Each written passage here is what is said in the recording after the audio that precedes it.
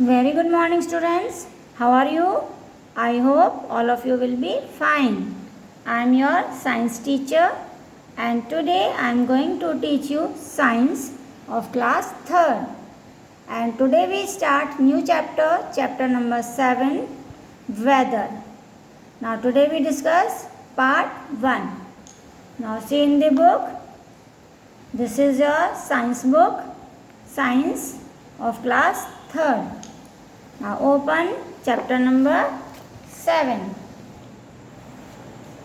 See here, this is the chapter number 7, weather. weather का मतलब होता है बच्चों मौसम.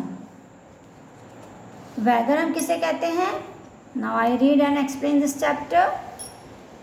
Weather, the general condition of the atmosphere at a particular time and place is called weather.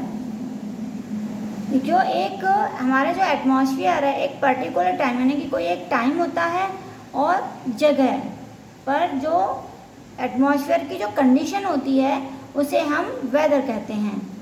यानी particular time, एक मतलब टाइम होता है और एक जगह, किसी जगह पर किसी एक निश्चित समय पर एटमॉस्फेयर की जो कंडीशन है उसे हम वेदर कहते हैं.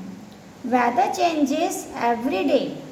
जो बच्चों वेदर है वह हर दिन चेंज होता रहता है.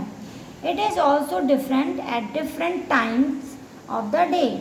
और ये एक दिन में अलग अलग समय पर चेंज होता रहता है. जैसे मान लीजिए आज का दिन है, इस समय धूप निकली हुई है. अब शाम को बादल हो सकते हैं, बारिश हो सकती है, आंधी आ सकती है. तो एक ही दिन में मौसम चेंज हो जाता है. तो वेदर जो है वो चेंज होता रहता है. Sometimes we find it is sunny in the morning, but it becomes cloudy in the evening. जैसे कभी कभी, जैसे मैंने अभी आपको बताया कि सुबह के समय अच्छी सनी मतलब अच्छी धूप निकलती है और शाम होते होते जब शाम होती है तो बादल होने लगते हैं. ऐसा लगता है जैसे बरसात होने वाली है. Sometimes it rains in the morning. कभी कभी सुबह बरसात होती है, but it becomes dry in the afternoon. और दोपहर में, उसी दिन दोपहर में एकदम तेज़ धूप निकलती है और सब कुछ सूख जाता है. Sometimes it is very windy.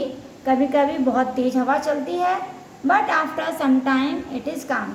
और कुछ समय के बाद एकदम शांत हो जाता है. जैसे आंधी आती है, थोड़ी देर आंधी आती है, बहुत तेज़ हवा चलती है, फिर कुछ थोड़ी देर के बाद आंधी बंद हो जाती है. तो वेदर क्या हुआ? चेंज हो गया. तो all these changes in the nature make up weather. तो ये जो चेंजेस होते रहते हैं ये सभी मिलकर बनाते हैं वेदर. तो इसी को हम वेदर कहते हैं. Causes of changing weather. जो वेदर चेंज होता है उसके क्या कारण हैं? किन कारणों से वेदर चेंज होता है? Our daily weather is caused by a mixture of 3 things. जो डेली हमारा रोज़ वेदर चेंज होता है उसके 3 कारण हैं. द सन, सूरज की वजह से वेदर चेंज होता है. द एयर, हवा की वजह से. एंड वाटर, और पानी के कारण. The sun gives us heat. सूरज हमें गर्मी देता है.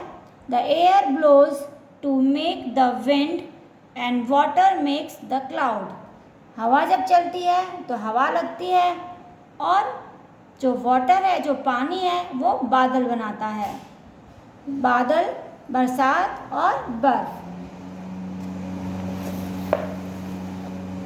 देखिए सबसे पहले हम पढ़ेंगे सन के बारे में. सन, देखो इस पिक्चर में ये आपको सन दिखाई दे रहा है. मॉर्निंग है, मॉर्निंग में सन निकल रहा है. फिर ये नून का टाइम है, सूरज की रोशनी बहुत तेज़ हो चुकी है और इवनिंग में फिर से सूरज की रोशनी कम हो जाती है. The sun is the main source of heat and light on the earth. हमारी अर्थ पर यानी हमारी पृथ्वी पर जो सूरज है वो हीट और लाइट का यानी गर्मी और रोशनी का मेन स्रोत है यानी मेन सोर्स है.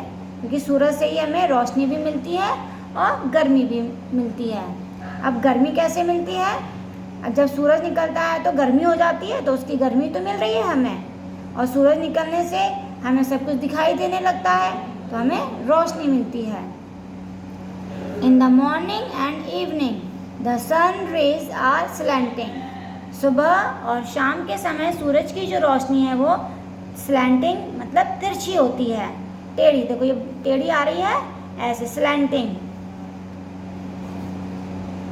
सो morning and evenings are cool. इसलिए मॉर्निंग का समय यानी सुबह का समय और शाम का समय ठंडा रहता है। But the noon the sun rays fall directly. लेकिन नून यानी दोपहर के समय, जैसे 12 बजे 1 बजे सूरज जो है उसकी रोशनी जो रेज होती हैं वो बिल्कुल सीधी पड़ती हैं। So noon is the hottest time of the day. इसलिए पूरे दिन में सबसे गर्मी वाला जो समय है वो नून का होता है, यानी कि दोपहर का टाइम, क्योंकि दोपहर में सबसे ज़्यादा गर्मी होती है क्योंकि सूरज की रोशनी सीधी पड़ती है। Now clouds. The sun's heat warms up the air. जब बच्चों सूरज निकलता है तो सूरज की रोशनी से जो हवा है वो गर्म हो जाती है, क्योंकि सूरज में गर्मी है तो हवा भी गर्म हो जाती है। And it makes the air light and it rises up. बच्चों हर चीज़ गर्म होने के बाद हल्की हो जाती है, इसलिए जब हवा गर्म हो जाती है तो वो हल्की हो जाती है, और हल्की होने के कारण वो ऊपर उठ जाती है। The water vapour in the air also rises up with it to form clouds. और हवा में वाटर वेपर यानी कि जो पानी की बूंदें होती हैं बहुत छोटी छोटी, वो पहले से ही हवा में ऊपर की तरफ मौजूद होती हैं, तो ये मिलकर बनाते हैं क्लाउड यानी बादल। देखो ये आपको क्लाउड्स दिखाई दे रहे हैं, तो ये क्लाउड्स इसी तरह बनते हैं कि जो गर्म हवा है उसके अंदर वाटर वेपर मिक्स हो जाते हैं और वो ऊपर उठकर ये बादलों के रूप में इकट्ठे हो जाते हैं। So the sun also affect clouds formation. इसलिए जो सूरज है वो बादल बनाने में भी असर करता है। The cloudy days are cool because the clouds do not allow the sun rays to reach the earth. बच्चों जिस समय बादल होते हैं आसमान में तो उस समय ठंडा होता है, यानी हमारा जो वेदर है वो ठंडा रहता है। क्यों रहता है? क्योंकि जो बादल हैं वो सूरज की रोशनी को नीचे अर्थ तक, ज़मीन तक नहीं आने देते, और फिर हमारी ज़मीन गर्म नहीं हो पाती, इसलिए ठंडा रहता है। However, cloudy nights are warmer.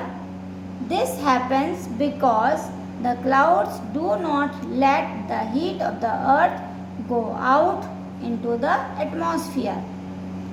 और इसी तरह से जब रात में बादल होते हैं बच्चों तो रात में गर्मी होने लगती है। ऐसा क्यों होता है? क्योंकि जो क्लाउड्स होते हैं वो सूरज की रोशनी मतलब जो अर्थ की गर्मी है उसे बाहर नहीं निकलने देते, इसलिए हमारे एटमॉस्फेयर में गर्मी बनी रहती है। Now next is wind. और विंड हम नेक्स्ट सेकंड पार्ट में डिस्कस करेंगे बच्चों। So thank you. Have a nice day.